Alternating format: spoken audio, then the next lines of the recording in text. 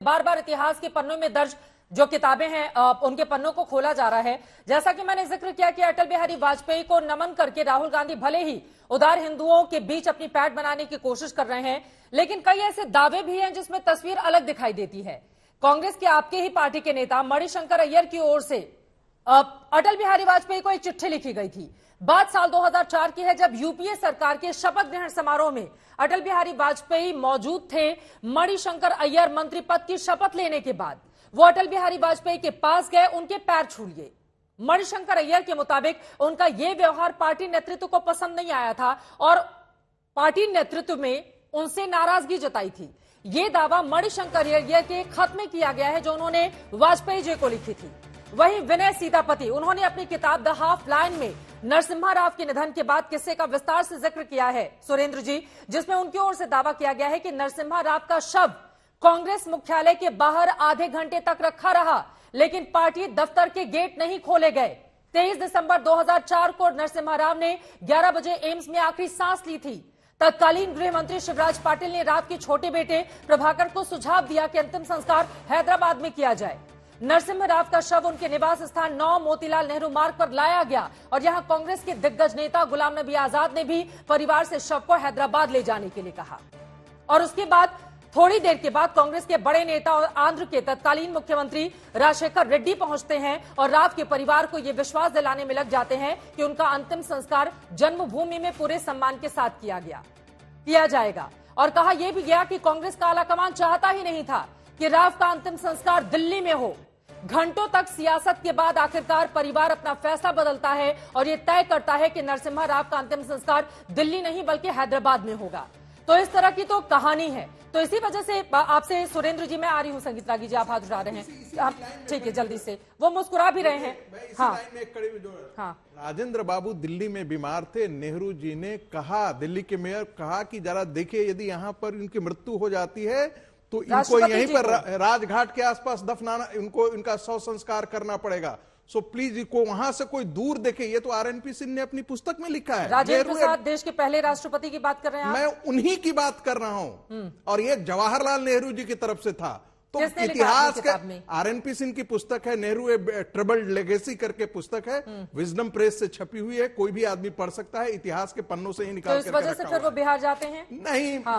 मैं तो वही कह रहा हूं, जितने जब कहते हैं ना कि इतिहास के गड़े तो वो बहुत सारी चीजें निकाली जा सकती है। दिखाएंगे ना सुरेंद्र जी? सरदार पटेल की मृत्यु हो गई, वो कोई ऑफिशियल वहां पर जाए नहीं उनकी अंत्येष्टि में, ऐसा नेहरू जी ने सुनिश्चित करने का हर प्रयास किया। यह भी इतिहास के पन्नों में दर्ज है, यह भी तो डॉक्यूमेंट का हिस्सा है। ये कोई मैं अपने तरफ से थोड़े बोल रहा हूं। ये सारे डॉक्यूमेंट जब खुलेंगे सुरेंद्र जी तो पूछे जाएंगे ना कि कांग्रेस ने क्या किया है बड़े बड़े नेताओं के साथ।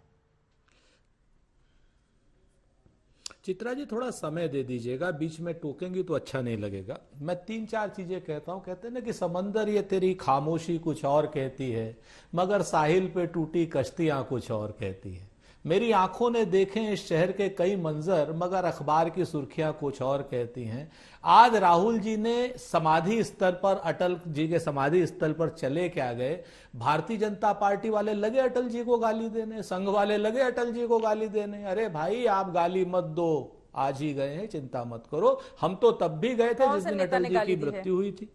हम तो तब भी गए थे जब प्रोफेसर, अरे ये अभी क्या नाम, संगीत रागी जी कह रहे थे क्या क्या नहीं कहा, मुखबिर कहा, गद्दार कहा, ये कहा, वो कहा। अभी सुन लीजिए, बीच में मत बोलिए प्लीज। अरे बीच में मत बोलिए प्लीज। नहीं, सुरेंद्र राजपूत से नाराजगी की बात नहीं है, तथ्य सही सामने आ रहे। संगीत रागी जी कि आपने अटल जी को गद्दार कहा। सर 1 घंटे का लाइव शो है, सही बातें करते हैं ना सुरेंद्र जी। कोट कर रहे हैं तो सही बातें कोट कीजिए। मैं बैठी हूँ यहाँ पर। तो जो कोट किया है किताब से, दूसरी बात और भाई, अरे भाई अब आप आज असल बात मसला क्या है ना कि ये लोग चाहते नहीं है कि अटल जी को सम्मान मिले। ये लोग चाहते नहीं है, वे सारी चीजें ले आए साहब, नरसिम्हा राव जी के ले आए, वो उसके लिए आए, कहने लगे कि साहब वो पटेल जी के यहाँ पर नेहरू जी गए नहीं थे, जब हमने फोटो दिखा दी कहने और लोग, अरे लाखों लोगों का कारवा वहां पर, नेहरू जी 6 घंटे लगातार स्वयं में। हमें उन सब चीजों में पढ़ना ही नहीं है। हम आपको फिर से बता दें, आज मुद्दा राहुल जी है, आज मुद्दा राहुल जी की भारत जोड़ो यात्रा है। भारत जोड़ो यात्रा की कड़ी में अगर अटल बिहारी वाजपेयी जी को सम्मान देना पच नहीं रहा है भारतीय जनता पार्टी को, तो भारतीय जनता पार्टी अपने हाजमे का इलाज कराए। अगर उनको सम्मान देना, किसान घाट पर जाकर चौधरी चरण सिंह को सम्मान देना नहीं भारतीय जनता पार्टी को पच रहा है, तो अपने पेट का इलाज कराए, हमसे कुछ बात ना करें। हमने सभी नेताओं को भारत जोड़ो यात्रा के क्रम में, जिन्होंने भी भारत जोड़ने का काम किया, जिन्होंने भी भारत के लिए योगदान दिया, जिन लोगों ने भी भारत के लिए अच्छे काम किए, तमाम मतभेदों के बाद या उनके कुछ कामों की कमियों के बावजूद, आज का दिन उनके कामों की कमियों को निकालने का नहीं है। नफरती लोग उनके कामों की कमियां निकाल सकते हैं, हम तो मोहब्बत करने वाले हैं, मोहब्बत की दुकान सजाने वाले हैं, हम लोग उनकी कमियां नहीं निकालेंगे, हम तो उनका सम्मान करेंगे। आप एक एक करके, चाहे नरसिम्हा राव जी की बात कर लीजिए, किसी की किताब का उदाहरण दे रही है, नरसिम्हा राव जी के लड़के से पूछ लीजिए।